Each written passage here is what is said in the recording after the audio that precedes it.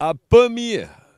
On va parler des animaux en général et aussi des fraises. C'est pas qu'on vous envoie aux fraises, c'est qu'on va en parler parce qu'ils sont producteurs de fraises qui sont magnifiquement bonnes d'ailleurs. Alors, on est chez Gilles et toute la famille Vimin. Tu vas nous présenter un petit peu déjà la famille.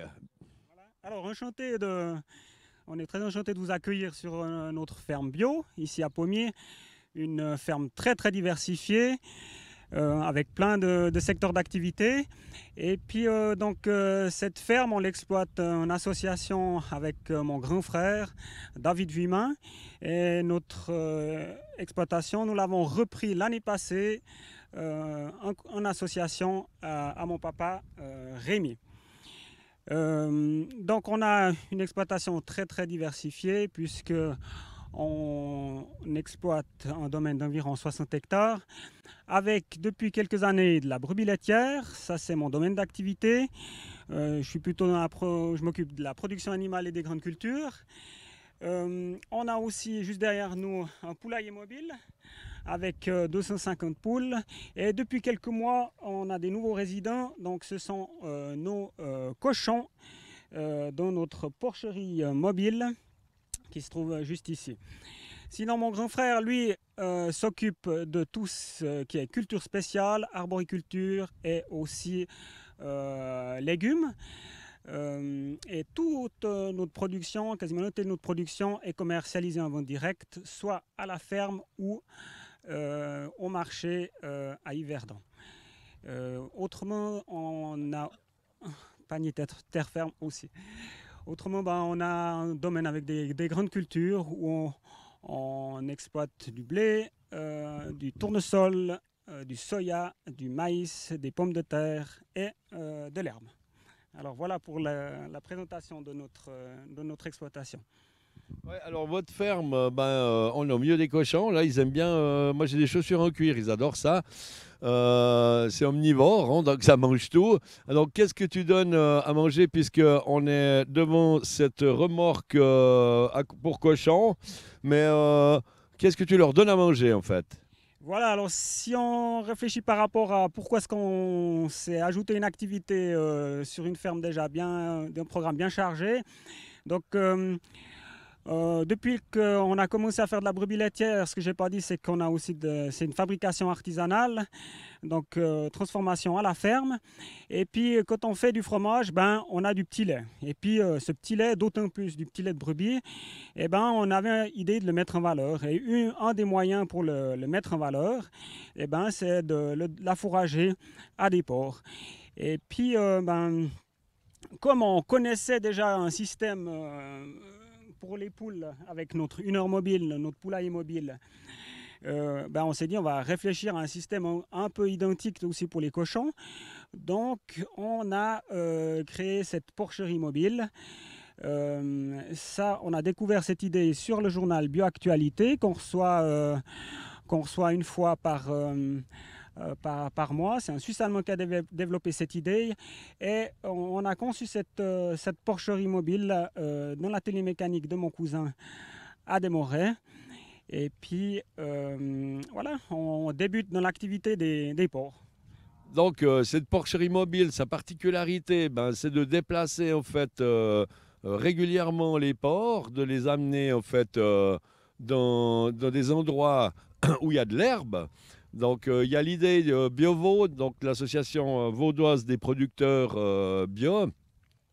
On est en train de mettre en place un projet, puis en collaboration aussi avec ce que tu as déjà fait. On a appris déjà certaines choses. On est en train de finaliser une remorque type qu'on aimerait développer effectivement avec BioVaud sur une quarantaine de fermes pour remettre, on dira, de pouvoir présenter des porcs qui sont élevés à l'herbe, heureux, comme vous le voyez là, en plein air, et puis de faire un label porc à l'herbe, entre autres. Et puis il y a toute une procédure qui sera mise en route aussi, un cahier des charges pour que toute la viande soit transformée sur le canton de Vaud. Donc, tu t'intégreras dans ce processus si tu as trop de porcs, parce que je pense que tu vas déjà essayer de les vendre en direct. Bon, donc on n'a pas du tout réfléchi à la commercialisation des porcs, mais Je ne pense pas que ce sera un souci de commercialiser ces cochons. Ce que je voulais peut-être dire, ce qui m'a surpris par rapport au début de cette activité, c'est que c'est vrai que ça vient un peu une attractivité du village, parce que souvent les gens maintenant viennent se promener auprès de notre porcherie pour voir les cochons. Et puis ça m'a même surpris un agriculteur bio aussi qui habite pas très loin de là, Robert Richardet, donc le domaine des terres rouges. Il m'a dit l'autre jour, ben, ma petite fille qui a 10 ans, elle n'a jamais vu un cochon. Et puis ma femme me dit, ouais, mais quand même, jamais vu un cochon, c'est pas possible. Et puis je pense que c'est vrai qu'à l'époque, sur chaque ferme, il y avait des cochons. Nous, on en a toujours eu 2 cochons au fond d'un boiton qu'on nourrissait puis qu'on tuait pour nous. C'est vrai qu'on avait l'habitude des cochons. Sur chaque ferme, il y avait des cochons, mais aujourd'hui, bah, c'est plus le cas. Si les cochons, si vous les prenez n'importe quelle porcherie un peu de plus grande taille, ben, tout est fermé. On peut pas y rentrer. Et puis c'est vrai que les porcs élevés en plein air, ben, c'est anecdotique. Donc on pourrait presque les mettre dans des zoos, ces cochons, parce que les gens ne savent pas ce que c'est un cochon. Donc, Donc, donc c'est assez inquiétant. Donc, quand on voit la quantité de porc qui est consommée, beaucoup sont importés aussi. Mais c'est vrai que si chaque ferme avait une petite production de 10 cochons, ce qui permettrait de subvenir à la ferme et en même temps de vendre en vente directe une partie pour le reste des gens du village, et puis de la ville aussi, si chaque paysan avait quelques porcs, ça ferait peut-être pas des grosses gigantesque élevage de porcs fermé, comme tu dis, mais ça ferait du très bon porc. Et puis, il y en aurait aussi passablement. On pourrait quand même pallier à la demande, en tout cas une bonne partie. alors c'est vrai que bon, moi j'ai pas trop réfléchi plus à ces 2 initiatives qui vont être votées le 13 juin. La première, ben, on la connaissait, la deuxième un peu moins. Puis après, c'est vrai qu'on a découvert que même dans l'agriculture biologique, ça poserait des problèmes, cette deuxième initiative. On a reçu notre marchand d'aliments, les surfaces nécessaires à produire sur une exploitation pour détenir un poulailler de 2000 poules. Eh ben, je pense qu'il n'y a aucun agriculteur bio, même un agriculteur bio ici qui a un domaine assez grand, avec des surfaces, ça commence déjà, je crois, par 8 hectares de soya. Donc nous, on en a déjà 2 hectares de soya. Ben, l'année passée, on a transpiré à ça désherber. Donc, on se rend compte que même 2000 poules, qui n'est pas un grand effectif, c'est quasiment impossible à produire l'aliment qu'on donne à ces poules. Alors ici, ben oui, c'est peut-être un peu du folklore, mais nous, avec nos 250 poules, avec nos 9 à 10 cochons, eh ben, on n'a pas de souci avec cette initiative, puisque ben, avec les surfaces de céréales qu'on a, on fait un peu de soya, on arrive facilement à nourrir les animaux qu'on détient sur la ferme. Donc, puisque tu parles des poules, ben, on peut aussi se tourner du côté de ce poulailler mobile, qui était la première chose que tu as fait avant d'avoir une remorque mobile pour les porcs, c'était pour les poules qui tu avais aussi dans l'idée d'intégrer dans tes cultures arboricoles. Voilà, ouais, c'est vrai qu'au début, on a réfléchi, quand on est passé en bio, ben, on n'avait pas forcément des poules à la maison, on ne commercialisait pas nos œufs. Alors on avait quand même envie de commercialiser des œufs bio. Et puis on avait aussi une réflexion de permaculture pour lutter contre la mouche de la cerise sous les cerisiers. Et puis on nous a dit, ben, on s'est dit, il faut avoir quelque chose de mobile, un poulailler mobile qu'on peut déplacer, qu'on peut mettre par exemple sous les cultures fruitières. Et puis en réfléchissant, on a découvert ce modèle, c'est un modèle allemand à 250 poules. Au début, on s'est dit, ouh là là, 250 poules, comment est-ce qu'on va faire? Ça va faire 210 œufs, 220 œufs par jour, comment est-ce qu'on va faire pour les commercialiser? Puis quand on a vu le système de ce poulailler mobile, on s'est dit, c'est ça qu'il nous faut, c'est pratique, c'est clair que ça a un certain coût, mais c'est pratique. Et puis... Ça amène une certaine souplesse, quoi. Ça fait pas trop d'un coup, on arrive à gérer. Oui, et puis alors vraiment le fonctionnement, tout à l'intérieur, on voit que c'est réfléchi. Alors c'est aussi un poulailler qui se déplace facilement. Si on regarde derrière nous, on voit les 3 étapes. La première, c'était juste ici. Donc l'herbe, on voit, elle a repoussé. Ici, on voit, il était la semaine passée ici. Donc on voit que c'est tout autour du poulailler, eh ben, c'est tout gratté, mais pas tellement en profondeur. L'herbe repousse très vite. Et puis maintenant, on les a redéplacés ici. Et en 10 jours, vous n'avez plus d'herbe autour du poulailler. Et puis en le déplaçant tous les jours, dans toutes les semaines ou tous les 10 jours, chaque fois, on peut offrir de l'herbe fraîche aux poules, parce qu'une poule, ça pâture aussi, ça pâture de l'herbe. Et puis, du fait qu'elle pâture l'herbe aussi, on pense qu'on a plus d'oméga 3 dans les œufs. Et puis là, maintenant, dès que la récolte de cerises, cette année on ne sait pas trop si on aura beaucoup, mais dès que la récolte de cerises sera faite, on part avec le poulailler sous les cerisiers. Alors là, elles sont vraiment heureuses parce qu'elles sont à l'ombre, elles ont des protections des arbres. Et puis, en plus de ça, voilà, c'est vrai que le premier jour, quand on les sort, souvent elles reviennent, elles ont tout le bec rouge. Hein. Elles ont mangé les cerises.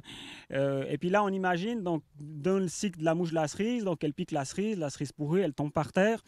Et puis après, le petit ver, il va dans le sol. Et puis on imagine qu'avec les poules qui mangent les cerises, qui grattent le sol à faible profondeur, eh ben, on casse un petit peu ce cycle de la mouche de la cerise. Tu as une expression, tu dis on imagine, mais c'est une réalité. Tu l'as remarqué, c'est ce que je veux dire. Ouais, des fois, alors il se passe des comptages, il y a des comptages réguliers un peu dans tout le canton par rapport aux zouzouki puis à la mouche de la cerise. Et puis justement, on est souvent assez bon dans les résultats. Après, si on veut avoir de la cerise précoce et puis qu'on veut en cueillir, puis qu'on veut gagner notre vie avec, c'est vrai qu'alors tout est recouvert, plastique dessus. Filet petite maille contre les oiseaux, contre les mouches extérieures aussi. Plastique dessus pour éviter que la pluie les fasse gonfler et péter. Donc voilà, c'est peut-être aussi un aspect qui fait que nos comptages au niveau du zouzouki sont bons. Bon, ben ça, c'est intéressant. Donc, elles vont, dans les cerisiers, elles vont ailleurs aussi, les poules, ou bien tu as des prévisions pour aller dans d'autres endroits? Oui, alors c'est sûr que dès qu'on peut, alors après, elles sont sous les arbres. Aux autres arbres fruitiers jusqu'au mois de décembre. Après, on les ramène un peu plus près quand même de la maison. Quand il y a la neige, quand il y a le froid, on est aussi plus tranquille, quoi. Donc, tu nous dis là, en fait, qu'il y a des cerises, des arbres fruitiers, d'autres arbres fruitiers. On voit ici qu'il y a des petits fruits, etc. Il y a des cultures, plein de petits fruits en bas. Et puis, sous les serres, là, tu as mis quoi? Alors ici, c'est aussi un peu une de nos spécialités, c'est la fraise. C'est la fraise bio. C'était un de nos soucis lors de la reconversion, parce que la grande culture, on avait vu, la production animale, on avait vu que ça jouait, l'arboriculture aussi. Après, il y avait tout ce qui était petits fruits. On s'interrogeait, est-ce que ça allait jouer, est-ce qu'on allait pouvoir ça cultiver en bio ou pas. Et puis, c'est vrai qu'on y arrive, c'est un combat. Et puis, après, c'est vrai qu'on a beaucoup de succès, pas forcément beaucoup de problèmes à commercialiser tous ces produits. Mais On va aller les voir de près. ouais, alors on va peut-être passer et puis donner le petit biberon à nos petits minus, parce que ça, c'est une autre activité aussi qu'on a sur l'exploitation avec la brebis laitière. Ouais. Ok, alors tu vas nous parler de ça. On va sortir du parc. Hop. Alors, il y a le petit Minus qui est là.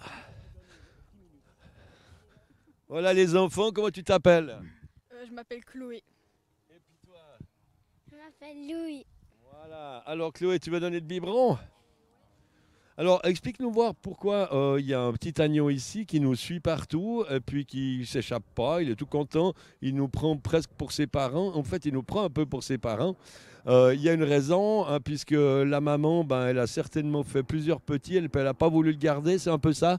Voilà, c'est exact. Là, c'est une brebis qui a fait pour la première fois des agneaux. Et puis là, il en a fait 3. Et puis petit Minus, donc il était vraiment rikiki tout petit quand il est né. On ne sait pas pourquoi, il a même réussi à passer derrière la barrière. Et puis il s'est retrouvé un peu tout seul. Et puis sa maman, elle en avait déjà 2 à s'occuper. Mais on voyait qu'il avait la rage au ventre et qu'il voulait vivre. Et puis on a commencé à lui donner au biberon. Après, ça fait des autres personnes qui sont contentes parce qu'elles ont plaisir à donner au biberon. Moi, moins, parce que des fois, à 10 h le soir, quand il faut les redonner au biberon, on aimerait bien aller directement au lit. Mais voilà, ça arrive, donc moins j'en ai des petits Minus, mieux ça va. Et puis les enfants, voilà, ils aiment bien quand il y a un petit agneau à donner au biberon, quoi. Alors ça, c'est vrai que la brebis laitière, c'est quelque chose, c'était un peu un rêve que j'avais depuis assez longtemps. C'est vrai que pour mes 8 ans, j'avais demandé 2 brebis comme cadeau d'anniversaire.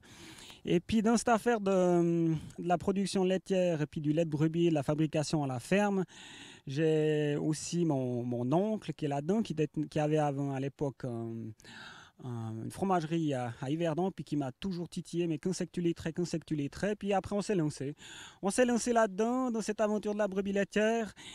C'est très intéressant. La fabrication artisanale, la fabrication au lait cru, ça c'est quelque chose d'impressionnant. Cette fabrication au lait cru, c'est quelque chose qu'on peut faire que en fabrication artisanale. Vous prenez un caillé lactique, vous n'avez pas besoin de le chauffer, il sort de la tétine, on le met dans un bidon, on met du petit lait, 2 gouttes de présure et vous avez un magnifique fromage au lait cru, un caillé lactique, un fromage frais.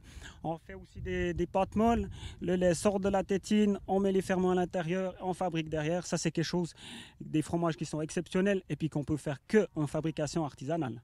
Donc toi, alors les cochons, les poules, les arbres, il y a ton frère, il y a ton père, mais donc toi passionné plutôt de l'élevage, des animaux, tu t'es inventé fromager par tâtonnement, autodidacte ou tu as fait une petite formation, comment ça s'est passé? Non, alors ça c'est sûr que sans l'aide de mon oncle qui lui est fromager, ça aurait été impossible. Mais lui a aussi découvert le lait de brebis. Alors c'est vrai que des fois nos cochons ont des loupés. Là on est dans la recherche de la feta, on avance, mais chaque production c'est une recherche, ça prend des années pour arriver à une recette, pour arriver à quelque chose d'intéressant. Mais c'est vrai que c'est passionnant quoi. Donc maintenant, tu as une production qui fonctionne, tu es content, tu as déjà quelques fromages qui fonctionnent bien, tu as de toute façon dans la tête 1000 autres fromages que tu as envie de faire, et puis, disons quelques-uns, il y a toujours des envies, et puis les cochons, ils font partie du cycle parce que le petit lait, du coup, tu peux le recycler, et puis il rentre dans le cycle de cette ferme. Voilà, exactement. C'est un peu ça l'idée quoi. Et puis bon, après c'est sûr que aussi avec la brebis laitière, on a découvert la saisonnalité, ce qu'on avait un peu perdu. Hein. Avec la vache laitière, on nous forçait un peu à produire toute l'année du lait. On a redécouvert la saisonnalité parce qu'avec une brebis laitière, vous n'allez pas pouvoir décider de quand est-ce qu'elle met bas. Et puis ça, c'est aussi quelque chose, dans le cycle de la nature, c'est quelque chose qui est aussi très intéressant pour nous parce qu'en fin de saison, on est cuit, puis on est content d'arrêter. Quand les nuits sont plus longues, on est content de se reposer. Et puis là, ces jours, quand les jours sont très longs, on est plein d'énergie, puis on a plein de choses à faire, on doit fabriquer, on doit faire les foins, tout ça. Alors c'est vrai que la brebis laitière, c'est quelque chose, il y avait cette saisonnalité, et puis aussi, Mais donc la saisonnalité, ça représente exactement quoi? Donc de quel mois à quel mois, en gros, ou bien 8 mois par année, 10 mois par année où tu fabriques? ouais, alors on arrête au mois d'octobre et puis elle recommence à mettre bas à mi-janvier. Voilà. Voilà. Donc tu as 3 mois un peu où tu peux vaquer à d'autres occupations. Voilà, donc c'est intéressant. Tu voulais dire encore un petit mot sur les brebis avant d'aller sur les fraises? C'est vrai qu'alors la brebis laitière aussi par rapport à la problématique de la protéine et puis du soya, grâce à la saisonnalité, on règle une partie de ce problème. Puisqu'on a vraiment, donc, quand les brebis donnent du lait, c'est à ce moment-là qu'il y a c'est la meilleure herbe qui pousse. Quoi. Ah ouais, donc ça c'est aussi en relation avec la production fourragère, c'est parfait quoi. Elles n'ont pas besoin d'autant de nourriture pendant cette période où elles ne donnent pas de lait. Oui, alors c'est vrai aussi par rapport à des nouvelles directives de Bio Suisse qui vont rentrer en vigueur en 2022. Avant, avec nos 35 vaches laitières, on devait tout le temps acheter du fourrage. Aujourd'hui, avec nos brebis laitières, on peut en vendre. Donc on n'a pas cherché, mais on est pile poil dans le tir de ce que Bio Suisse veut. Aussi un petit peu dans est-ce que c'est bien ou pas bien de ces initiatives quoi. Nous ça nous fait pas trop de soucis quoi. En gros, il faut savoir s'adapter et puis surtout anticiper, c'est ce que vous avez fait quoi. Ouais, peut-être sans le vouloir. Alors, on va regarder un petit peu cette production de fraises. Voilà, alors ici on est juste devant donc on n'a pas une énorme surface hein. On a environ 50 heures de fraises bio. C'est des cultures qui durent 2 ans, donc on a les premières années ici et les deuxièmes années un petit peu plus loin. Donc ici, si vous regardez ce tunnel de fraises, c'est quelque chose qui est magnifique. C'est magnifique. Maintenant, la récolte va commencer. Mais pour en arriver là, c'est un travail impressionnant, inimaginable. Il y a des heures et des heures de travail. Après, c'est clair que c'est un réel plaisir de manger ces fraises. Mais la semaine passée, quand j'ouvre un journal qu'on reçoit quotidiennement d'un grand distributeur ou en première page, on a les 10 actes pour sauver la planète, pour l'environnement. Et puis en dernière page, vous avez des fraises à 1,50 € d'Espagne. Alors c'est vrai que ma première réflexion, je dis, mais ces pauvres gaillards qui ont cueilli ces fraises, ils sont sûrement pas très bien logés et puis mal payés. La deuxième réflexion, je me dis, mais c'est vrai que les gens qui mettent ça en vente ou qui décident de mettre ça en vente, on devrait, je sais pas, ils doivent pas bien dormir parce que c'est vraiment une honte. Et puis après, je me dis, celui qui achète ces fraises, il faudra pas qu'il vote 2 fois oui le 13 juin. Parce qu'alors, il n'est pas incohérent dans toute sa réflexion. Parce que nous, avec 1,50 €, je ne sais pas si on arrive à payer le personnel qui cueille les fraises. Bon, alors ils peuvent voter 2 fois oui, mais il faudra empêcher d'importer ces fraises à 1,50 €. Et puis surtout quand elles arrivent au mois de fin janvier, début février. Tout à fait, ouais. Non, mais c'est vrai que c'est des fois, les gens, ils voient nos barquettes, des fois à 7,50 €, ils font le compte, ils disent, ouais, mais ils voient toutes ces barquettes à 7,50 € qu'on commercialise, mais on n'a pas de souci à les commercialiser.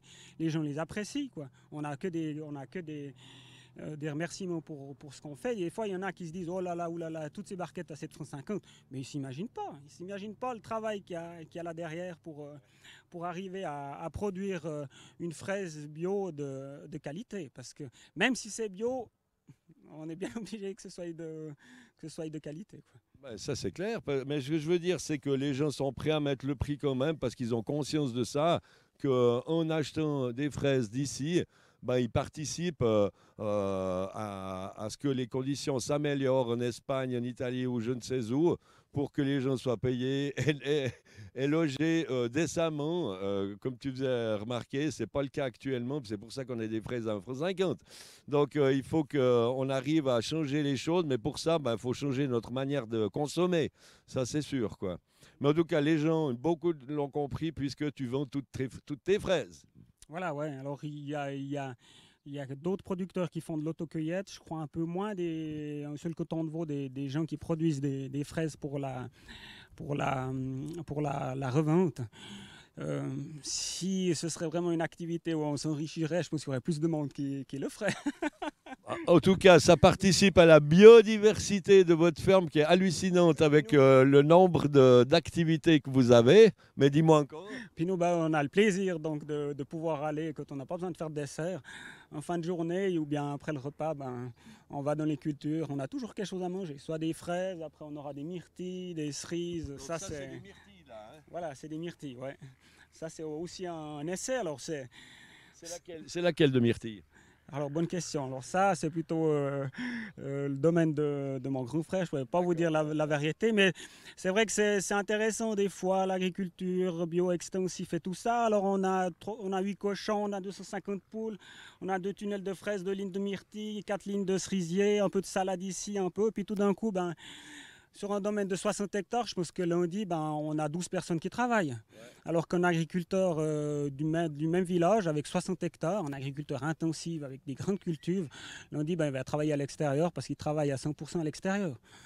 Parce qu'il n'a rien à faire sur son domaine. Non, intensif, tout est relatif, quoi. Ouais. Extensif. Ok, super.